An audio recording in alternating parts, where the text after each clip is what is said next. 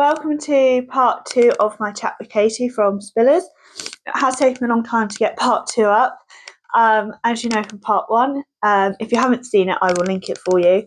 These were actually filmed last summer now, and I do massively apologise for the amount of time it's taken me to get these up. It is just time and actually managing to get these edited, as we had so much footage to go through. So again, in this part, we are myth-busting and answering your questions. So I hope you learned something, are able to take, something away and help your horse. If you've got any questions, then please reach out or contact one of the feed companies, as they are happy to help. And hopefully this will become a bit of a series, and we'll have lots more with lots of different professionals coming to you very, very soon. Means that it contains your vitamins and minerals that you need. Yeah. So if a horse owner is feeding a complete feed, do they need to feed anything else alongside that? No is the short answer. So you actually just hit the nail on the head as well, in terms of it's very much being aware of what you're feeding and whether it is complete or whether it is not.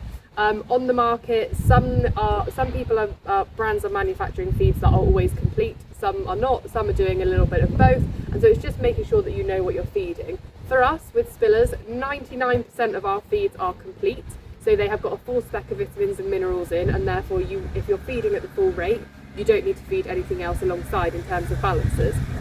We do 2 products that aren't complete, and they are chaff products. So Alfa Pro Fibre is a high oil based chaff, and Fibre Light molasses free, which is a very low calorie chaff. They do not have added vitamins and minerals. The reason being, they have been designed for feeding alongside a portion of balancer for your horses and ponies that aren't needing the added extra calories. So obviously you're feeding your vitamins and minerals in your balancer, and therefore you don't need them in the chaff. So that's why those don't have the vitamins and minerals in, because they've been designed really to be fed alongside either a balancer or a full complement of compound feed with your vitamins and minerals in. All of our other feeds, all of our cubes, mixes, mashes, and all of our other chaffs are vitamin and mineral balanced. So if you're feeding them at the full recommended rate for your size of horse, you don't need to feed anything else alongside them to be able to get that balanced diet. Perfect. So, with it being summertime, there's a lot of grass around. Is laminitis just something we should be monitoring in the spring? No, it is an all year round thing. Yeah. Hate to break it to you. Absolutely. I think laminitis for a lot of people, actually, it's the other times of year that they get caught out by it. Yeah. Because people are super aware of things like laminitis throughout the spring and the summer, because we have this thing around all the spring grass and stuff like that, or spring flush of grass. We should be aware of it definitely in the spring and the summer, but we should be aware of it all year round, particularly with hugely fluctuating weather that we get in this country now. Weather is completely influential over the grazing, and that is really going to be what is influential over risks of laminitis and things like that. So we should be really keeping aware of laminitis all year round. Yeah, particularly when you get those frosts as well. Yeah, absolutely. And it's not just in your little native ponies, like what the yard log. Yeah, it is in all horses. Yeah, absolutely. We've seen an awful lot of laminitis cases this year. I think even people that have got horses, they're not always overweight. No. That's one thing to say. Horses, fit competition horses sometimes. Thoroughbreds even. It's not always overweight native ponies that will be getting laminitis. We all need to be aware of it. And I think that is a big misconception and a big myth sometimes, is that it's always fat overweight ponies that will get laminitis. It's not always the case, so I think we all need to be aware of it all year round. And particularly if I know you struggle with it in the summer and you are looking to make those feed changes with your horse approaching winter, they drop weight, but they are potentially at risk. Chat with the free helplines to make sure you're making those correct changes, just so you don't increase any risk. Yeah, absolutely. Well, that's what we're here for. Always feel free to give a call, either by phone, or you can email it as well. Okay, so something that is becoming more common is feeding ad-lib hay. Yeah. Knowing what we know about guts and how important keeping that is healthy and making sure that there is fibre available. What are your thoughts on ad-lib hay and then also rationing feeds, so like trickle feeding? Yeah. Where possible, we do advise ad-lib hay, whilst being mindful of waste, of course, for horses and ponies that are in a good body condition. The times where we wouldn't necessarily recommend ad-lib hay would be for horses and ponies that are needing to lose weight, basically. For horses and ponies that are needing to lose weight, we look to restrict the forage intake a little bit more. We don't ever look to restrict more than 1.5% of their body weight over a 24-hour period. The one thing that is worth to consider with that is their total daily intake. So that includes grazing, hay, haylage, whatever forage you might be using. What can become slightly tricky with that is similar, like it's hard to monitor how much they're sweating, it's hard to monitor how much they're potentially taking in from their grazing. So it can be a little bit of an educated guesstimate scenario with that. But yeah, I think where possible, ad-lib forage is great, but we do have to be weighing it up for the horses and ponies that are needing to watch their weight as well. And actually there are so many other clinical knock-on effects that you can have from having overweight ponies. We have to prioritise their weight more than anything. So for those horses and ponies, it would be restricting that forage intake, but finding ways to make it last longer for them to keep the gut happy. Yes, it's using those small hold hay nets, your hay balls, hanging them up in different areas of the stable to give them that variety. Yeah, absolutely. Anything to encourage that slow grazing behaviour rather than them just gobbling it up all at once and then being left without anything. But I think they've looked at it, it's once horses get used to having the ad-lib hay on offer, they're less likely to stop it because they know it's not going anywhere. So I think sometimes people are worried of making the transition because they're worried that the horse is just going to eat it all in one go, which I think they do to start with. Once they sort of understand, they tend to settle a little bit. Yeah, sure, absolutely. I think it comes back to, I'm so boring so I keep saying it, but it comes back to that individual horse thing again. They will all deal with it differently, and like you say, some will go in and scoff the whole lot. Some will take their time and they'll go and have a nibble here and then they'll have a nibble there, and they'll, and it just has to come down to knowing your horse, going with your gut, and really just dealing with what you've got in front of you and feeding the horse in front of you. If it's overweight, it requires less. If it's underweight, it requires more, and it really is as easy as that. I think what we should do is count how many times you say individual horse and gut, because it's going to be quite a lot. Yes, absolutely. Okay, let's chat hay soaking. Yeah. So I personally hay soak. I've got horses that are at risk of laminitis, have EMS, that he is particularly stress induced. Yeah. But to mitigate all risks, I choose to hay soak, and it does mean I can feed slightly more because there's less sugar and it can meet their fibre intake. How long should people hay soak for? Because there's a lot of different schools of thought. There is a lot of different there's a lot of different thoughts out there on soaking hay. The answer is prime time, and what I mean by prime time is maximum opportunity for reducing sugars and calories would be 8 to 12 hours. Yeah. 8 to 12 hours is optimum. When it's hot weather, dare I say it, maybe, like today, you would not want to be soaking really for any more than 3 hours because of risk of sort of the forage starting to ferment. So you would need to reduce that a little bit on warm days. But in an ideal world, 8 to 12 hours is prime time for soaking. Having said that, it has to also work logistically and realistically for people's lives. So if for some reason around logistics of feeding, say for example you can only soak for 5 hours or you can only soak for 4 hours, 4 or 5 hours is better than nothing. So if you are restricted onto how long you can soak because of your routine with horses or something like that, any soaking is better than no soaking in terms of reducing the sugars and the calories, but 8 to 12 hours is optimum. Don't let your hay dry. Still feed it wet. If you have to redunk it to keep it wet, do that, obviously in fresh water, because you don't want the sugar that you have soaked out to dry on it. Yeah, and always make sure you're using fresh water each time as well. That's something that we get questions about a lot. Yes, we understand that it requires a lot of water and it's a lot of water each day for soaking your hay, but do use fresh water each time. And if you are soaking on warmer days, potentially like today, then try and make sure you're soaking it somewhere in the cool and in the shaded areas. Yeah, perfect. Okay, this is one of Katie's favourites. Am I going to wince? And it's misconceptions around alpha chaff. Ooh. And giving it to horses with ulcers and making them hot and fizzy and stressy. And yeah, I hear it a lot that horses have intolerances to alpha. Yes. There is, again, exactly like you just said, Charlotte, there is a lot of varying opinions out there at the moment in terms of alfalfa, and it has been quite a hot topic recently. It gets sort of dug up every couple of years or so, and recently there has been a lot going around about alfalfa is bad for gastric ulcers, or alfalfa will cause gastric ulcers, or anything like that. As it stands at the moment, there isn't any evidence or solid research papers out there that has proven that alfalfa has been detrimental for horses with gastric ulcers. There's nothing at the moment. And in actual fact, we've done some studies that have shown that alfalfa has been beneficial for horses with gastric ulcers, which is why it's something that we recommend. So that is a myth.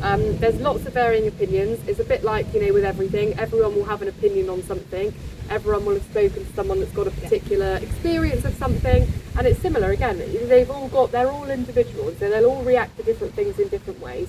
But as it stands, there's no information to say, or research that's been done to show that alfalfa has been detrimental for horses with gastric ulcers. But that's also the really nice thing about the market is there is so much out there now for horses with ulcers, with lots of different compositions in them. There is nearly something for every horse. Yeah. So I'd be surprised if there wasn't something that you could find out there that suited your horse's needs. Yeah, absolutely. And I think what I would say for horses with gastric ulcers, if in doubt in terms of what to feed, look for something with the Beta Aegus approval mark.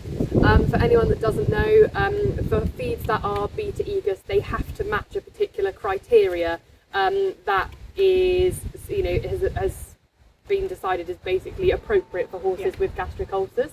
And for feed companies, all the feed companies, they will have to sort of abide by those per product that is then approved for horses with gastric ulcers. So if in doubt, look for something that is Beta Aegus approved, and then you know what you're getting essentially. Perfect. Okay, let's talk joint issues. There's a lot out there. Yeah. And there's a lot of schools of thought as to what should be included to keep joints healthy. Yeah. Whether that's, glucosamine is obviously up there at the top, MSM, chondroitin, so many joint supplements out there now. Yeah. And there are set feeds to help support joints. Yeah. I think, is it Supplementsenia? That's it, yeah, Supplementsenia Balancer. The research out there isn't enough. It is a conflicting market. Have you got any experiences or kind of thoughts on a very flooded market of where people should start? Yeah. I think you've just said it. We are lacking research still in terms of joint support. Yeah. It's a complete minefield, and there's so much out there. It's a hugely saturated market in terms of options for joint support, and I think it leaves owners not knowing where to go and where to start. Yeah. And so I think we are always learning, and there will always be new information on joint support and what we should be looking to do and what we should be looking to include, etc., etc. The one thing I would say, I think, with things like joint support is stick with trusted brands. Yeah. Because generally speaking, the trusted brands are doing things for particular reasons because of particular work they've done. Yeah. Take us for example, we do an awful lot of research into the products that we create and the active ingredients that we use and things like that. So Supplementsenia Balance, for example, you've got inclusions of glucosamine, MSM and omega-3s as far as joint support goes. So it's a really good level of joint support in there. You've also got some added bits and bobs, but they're not joint support related, so I won't go into those too much right now because we're on joint support. But just really, look up and see what the actual levels of what are within your joint support that you're going for is included. Because just because it includes something, it doesn't mean it includes a decent quantity of that thing. And just ask questions, I think, is what I would say. All of the brands and all of the companies would be more than happy to speak about their product and fill you in about it. So the same would go for the supplement companies. Give them a call, speak to them, ask lots of questions, and gather as much information as you can probably. And again, it also goes back to that same thing, which is really, we keep saying, they're all individual. So exactly. What works for one might not always work for the other. So just because, I don't know, Deirdre down the road told you to use it because it worked for her horse, it doesn't mean it will work for yours. Your horse might require something different. They might find something different. You might find something different is more beneficial for their joints than was beneficial for someone else's. And as frustrating as it is, sometimes it can be a little bit of trial and error for finding the product that works for your horse. There's no harm in being curious and getting opinions on different things and speaking to those who have the answers, whether that's the feed company or nutritionists or vets who have probably seen a lot of reviews, to try and work out what's right for your horse. But yeah, take into account their individual needs and don't follow social media or the yard crowd because it might not be what your horse is. Looking from a physio perspective now, a lot of horses, say if they've had injuries or particularly surgery and they're going on to box rest, what is the best way to mimic that natural grazing pattern and keeping that fibre intake going so that their gut is as happy as it can be stuck in a stable? Yeah, for sure. It's a tricky one because it can be it's a huge change for a lot of horses that have gone from either being, say, on 24/7 turnout or on a half and half in, half out, to then go on to full box rest can be a huge change for them mentally, but obviously also for their digestive system as well. Yeah. Generally, what we would recommend is just reviewing your feeding scenario, your bucket feed. So, if they're going to be on box rest, obviously they're not doing the exercise anymore. So it's just making sure that they are still getting an appropriate level of calories. And I say appropriate level of calories because that doesn't always mean for all horses that means dropping the calories. Yeah. For some horses and ponies, they might still require that support in terms of calories, but for some they won't. Yeah. So it's assessing your own horse or pony specifically so that we can make sure that we're getting that calorie content correct for them if they're on the box rest. Ensuring a good level of fibre still within the gut, so making sure they're not left without hay for long periods of time. So again, utilising those slow grazing techniques, multiple hay nets, small hold hay nets, hay cubes, hay balls, all of those types of things. And sometimes enlisting people from the yard as well. So when they're down, I've left this hay net, do you mind just chucking it in, or whatever it might be, asking for the help. Potentially considering soaking hay. Their fluid intake and the moisture that they're getting can change quite drastically when they're going on to box rest. Obviously they naturally will get quite a lot of moisture from being out grazing, particularly with the weather that we'll have here sometimes. So sometimes their fluid intake can drop when they go on to box rest as well. So making sure there's always fresh, clean water available. Ideally, we recommend not automatic drinkers because you can't actually tell. Yeah, it's really hard to monitor how much fluid they're actually getting in. So if you're using a bucket, obviously you can see how much they're drinking. So making sure it's always available, and potentially soaking the hay obviously gives you that opportunity to be able to get that moisture back into them as well because the hay is wet. Yeah. For some horses and ponies that are either fussy drinkers or they won't eat the hay wet, etc., you might like to utilise a high fibre mash or something like that you can make higher fluid intake. So we do a few different types of mashes: speedy mash fibre, senior super mash, and perform and restore mash.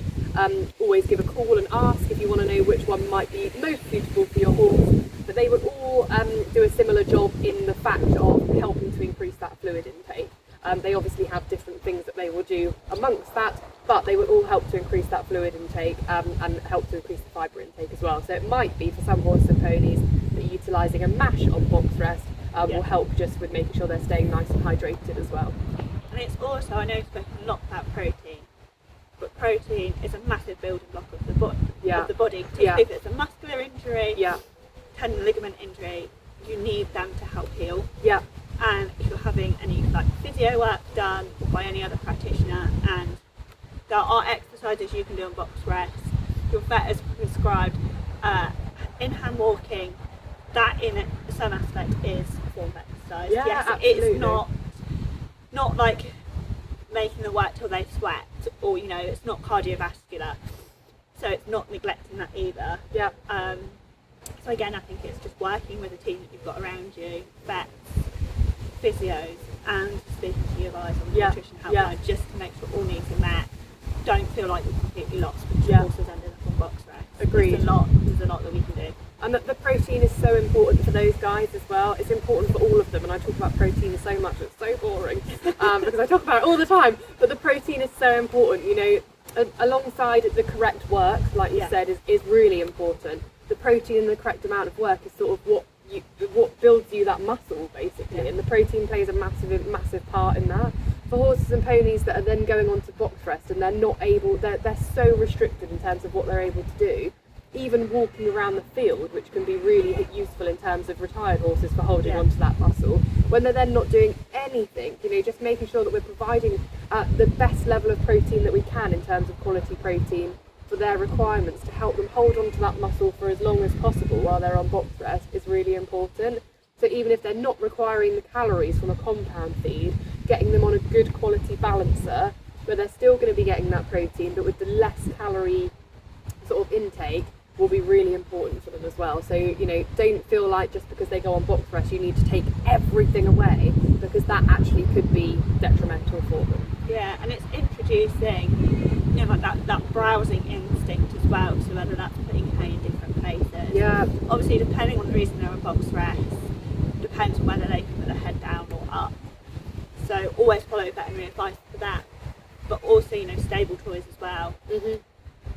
I would always say make sure they're low sugar because they're not out working. But there is so much out there now. Yeah. I'm sure you've seen the market. Yeah. There is so much on offer just to keep that mental stimulation as well, because if that horse, you know, has got the food in the belly that they need, that fibre, you know, their gut's happy, and they're mentally, you know, stimulated and, you know, as fulfilled as possible, as hard as it is stuck in a stable, it is going to make it, having that horse on box rest a lot easier. Yeah, you're right. That was a tough one. I think. Absolutely. For the physio as well. Okay.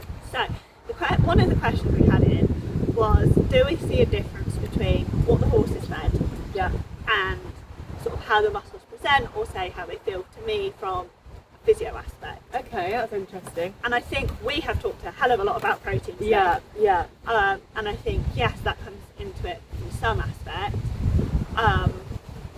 But yeah, you particularly notice a difference between what people feed and how that horse presents, you know, muscle tone wise or fitness wise? Massively. Yeah? Massively.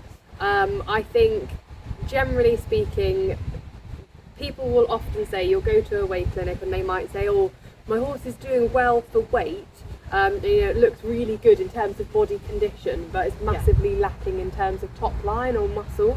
And a lot of the time, those can be your owners that are, they're trying to do all of the right things in terms of providing, you know, bucket feed, and they've got the forage and they've got the, you know, grazing and everything, but they are lacking the vitamins, the minerals and the proteins. Yeah. And the proteins are so important. So I think definitely we see that it can have we're definitely seeing a visual knock-on effect, and it can definitely have a, you know, we're definitely seeing that the horses that are struggling with that that muscle tone, the top line, etc., more often than not, they will be lacking protein in the diet. Yeah. It's not to say that protein is the be-all and end-all, because a lot of people also will think that when you fix that protein requirement, suddenly their horse is going to have a lovely top line and all of the best muscle in the world.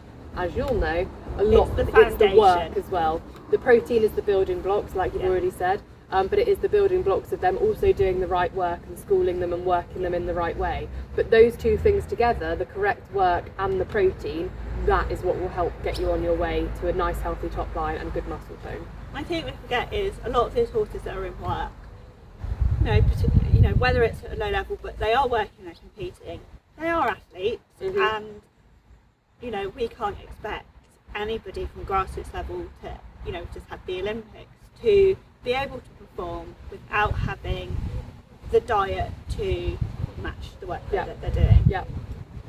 I think particularly from a physio perspective, looking at how diets affect the body, particularly where we're seeing more conditions such as PSSSM and, you know, your muscular conditions, where they're kind of, you know, they're fed a diet that doesn't necessarily support that, whether it's high starch or contains those things that don't help. They are harder to treat because the muscles end up in a very tense state. Yeah. And then obviously, if you know, they're not meeting their protein requirements and they haven't got very much muscle, then that is hard because there isn't the sustainability for the body. Yeah. So one of the questions that I will often ask in the initial treatment is, what is your horse fed on?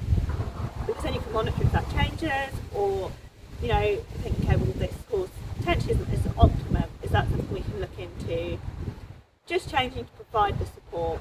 But I think something else we've discussed today is feed is very easy to change, but there are lots of other environmental factors out there. Yeah. So necessarily feed isn't a be all and end all to necessarily what's happening in the body, but it is that foundation. It is the building block. Yeah. So it is, I think, looking at the horse as a whole and taking into account all those components.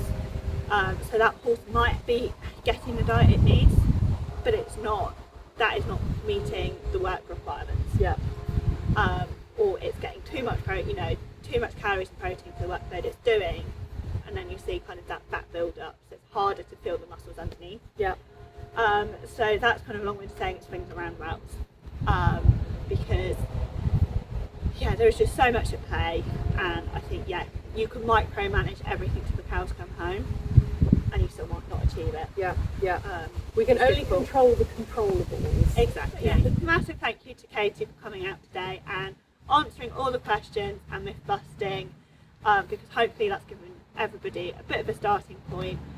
If you've got any further questions, then all the helplines are free. Not just Spillers, they are all free. Go and ask all your questions, be genuinely curious, and pick everybody's brains, because that is only the best way to learn. Yeah, reach out, and thanks for having me. Not a problem.